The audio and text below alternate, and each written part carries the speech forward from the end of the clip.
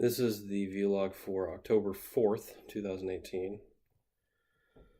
And I just got back from the bar. I went out with some friends after work and had some drinks. Went out with Philip, who is supposed to come back to work soon, but I have found out that he is, he's thinking about doing some other stuff. We'll see.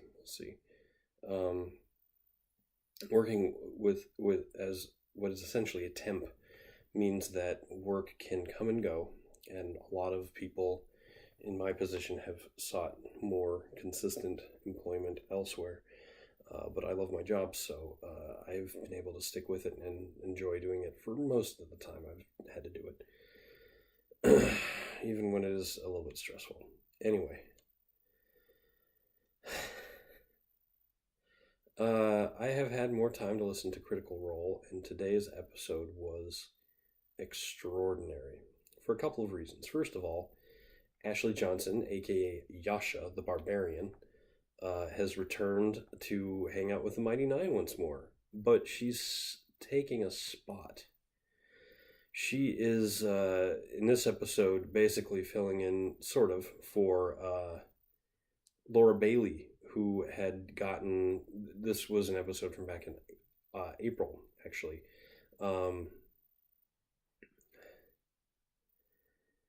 And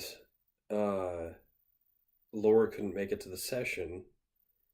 She had the con crud and was homesick. So the trick was her character was still with everybody.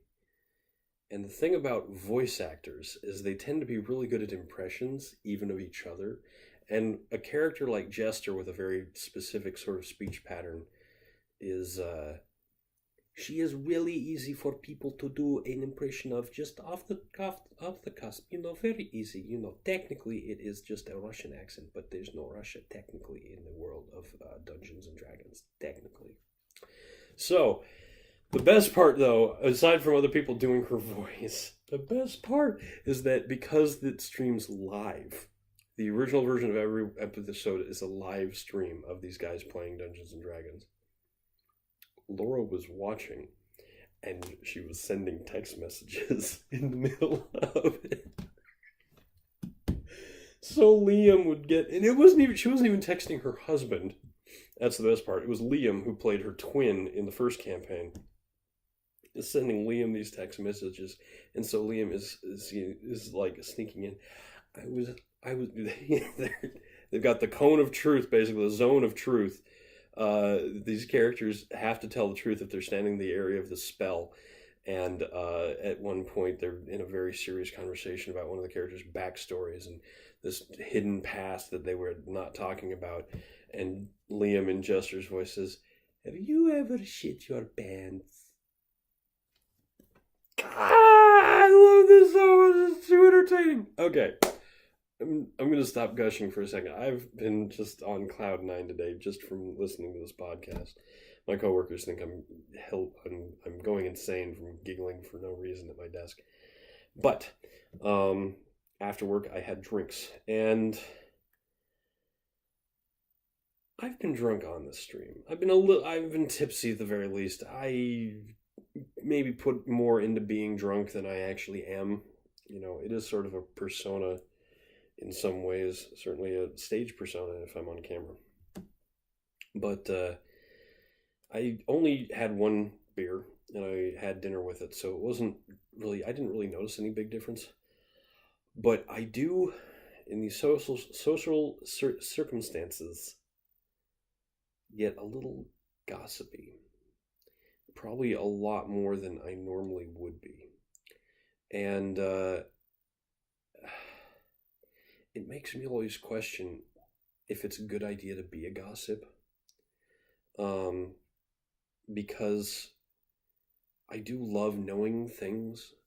It's a weakness. I love knowing things about people, little trivia facts, because I'm not very good at keeping secrets, keeping people's secrets. I'm good at keeping company secrets because there's a very, very real, tangible penalty to revealing secrets like that. Interpersonal secrets is a much finer veil, a grayer area. And I'm not the kind of person you want to trust your deepest, darkest secrets with, because as soon as I start drinking, there's a very good chance it could come out, especially if I am in your company. I'm not somebody that likes to spread secrets behind people's backs, but I do like talking about people while they're in front of me. Like I said, especially while drinking. So I'm not proud of that fact. I always wonder if it's really, a very damaging thing, because my philosophy is to be sort of open with a lot of things. Some things you don't want to be open with, but I try not to have shame, I guess, is the big thing. I try not to be ashamed. There are things that I have felt shame for, and then I've tried to talk about them, and then realize after explaining and saying that I have no reason to feel shame. And so feels very good when I do that. And then I somehow think that it's better for me to do that to other people, and it probably is not. And one day I know it's going to get me in deep trouble. But it's not that day yet, at least. And for now, I'm Eric Spornitz, and tomorrow will be better.